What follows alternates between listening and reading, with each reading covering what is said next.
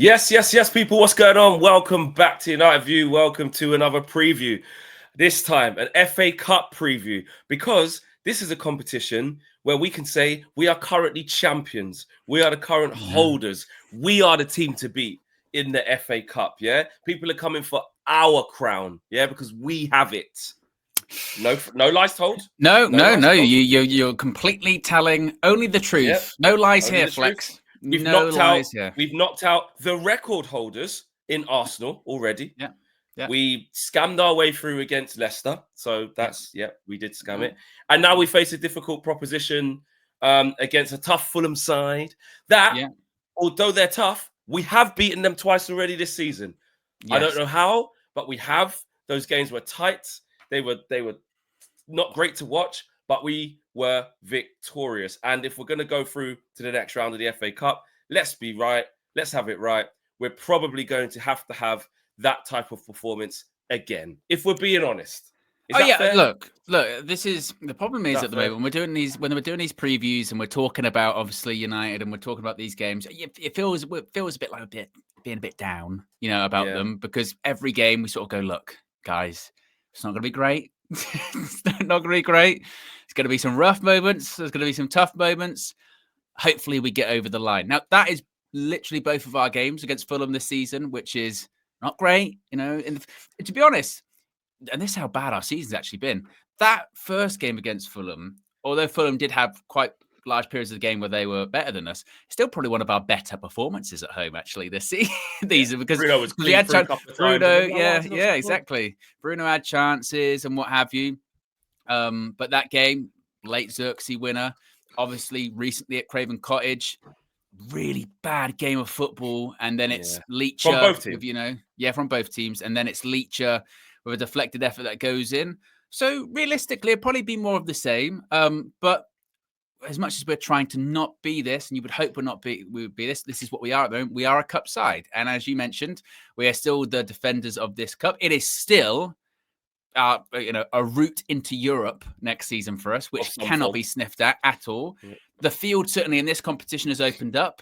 Quite a few big teams have gone out, and you never know, if you get the luck of the draw, you can go through and get an actually fairly good route to the final, what have you. So if you've got to be in it to win it, we were bad last season and we got to the final.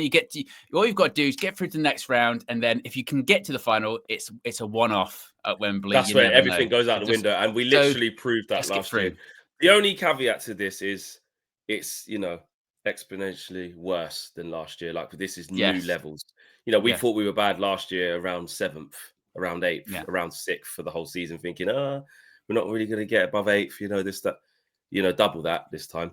We're around. You know what I mean? Let's be real. We're around 16th. I know we're currently 14th, but we're within one game between going back 16th, then up to 13th, then 14th, 15th.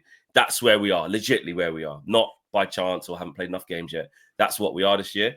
But we find ourselves in this position in the cup where, again, it could have been an easier draw. We said at the time, it's not great for them. We've played them a lot, and we have tough games, but we have ended up victorious in most of them, pretty much all of them, really. Yeah. Especially the last FA Cup game against Fulham, because that is the infamous, it's all going off. It's all going off, It's all going off. And, we have to be honest. We have a knack. It's not going to be great. I think now with no Dorgu as well, it's going to be, you're probably back to Dallo and Mazraoui as wing backs, I would say. Surely, most likely, yeah. Can't really see anyone else. So at the centre back, I think you give Yoro another game. I think he played really well. I think actually now Mazraoui's got to come out of that. It's got to be De Ligt, it's got to probably be De Ligt, Yoro, and Maguire. Really, keep Yoro on that left centre back like he played against Ipswich Town the other day. Played well. De Ligt right centre back, Maguire in the middle. You're going to need Maguire. They've got some physical players in there. Xander Berg's big. Calvin Bassey's big. Jimenez is big. So you need that. You need that aerial sort of that presence.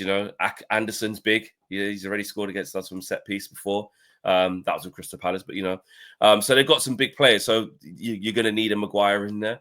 But Fulham are a good team, man. They play good football, especially what they don't normally do is choke against the bigger sides as well. They can get some weird losses where you go, oh, I didn't expect them to lose 2-0 at home to Palace. That was, oh, wow. But then Palace are really good on the road this year and not.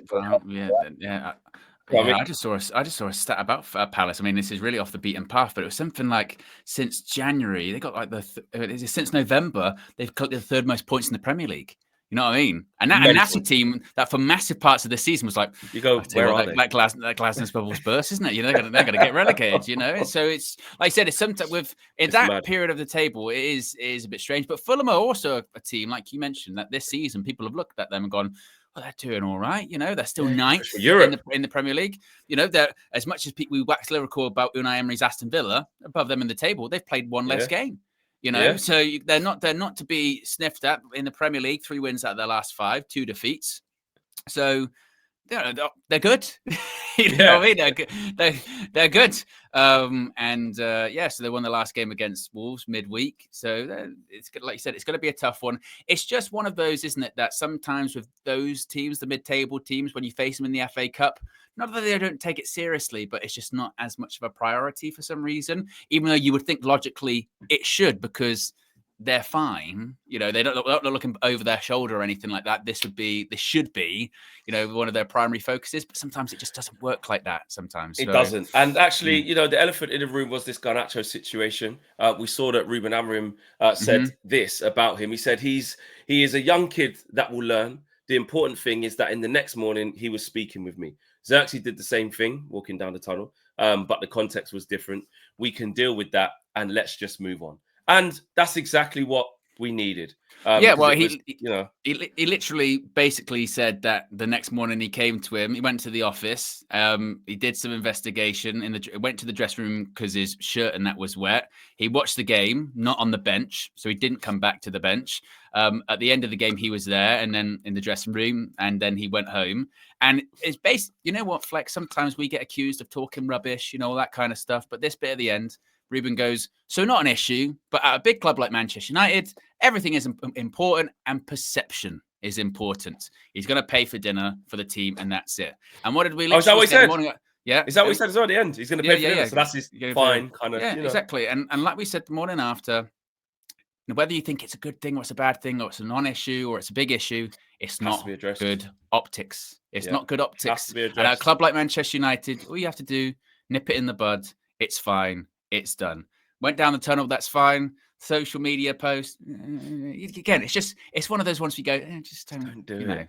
Why you don't need to. So he'll be in the squad. He might even start. Exactly. It's a non-issue. But I think to those people that are just like, no, he's just your fake drama, forced drama. No, it's not, is it? Because if it was such a non-issue, why would Garnacho go and apologize?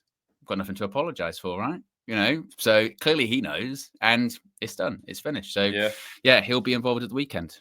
Yeah, exactly. I think in terms of where we're going with this game, we're going through. Oh no, actually, Flex. Oh no. Well, I did want to kind of when you see this will have been addressed in the Trinity, by the way. But you know, no, wait a minute. We're out. Why are you saying that? KG isn't in the country. I'm doing the match for you solo. Yeah. We're out. Yeah. We're out. Yeah. You're right. Yeah, we haven't won one game since when he's out. Well, I think and one. You do solo. I think one. Do you know who that was? Who? Southampton at home. Okay, no. Yeah, so it's done. End the stream, Owen. I'm not giving a score prediction. We ain't going through to the next round. We've just lost our crown. Guys, smash the like on the video. Subscribe to the channel if you are new on that bleak news. We will see you. I will be at the game. I'll give you the reaction from Old Trafford as well. I'm out of here. Peace.